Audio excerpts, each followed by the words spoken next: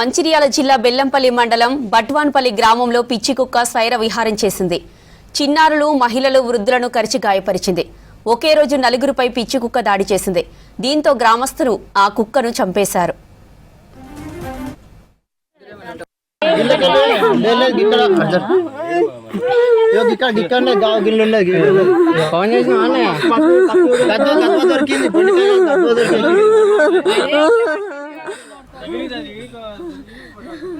మంచిర్యాల జిల్లా బెల్లంపల్లి మండలం బట్వాన్పల్లి గ్రామంలో పిచ్చి కుక్క స్వైర విహారం చేసింది. చిన్నారులను, మహిళలను, వృద్ధులను కరిచి గాయపరిచింది.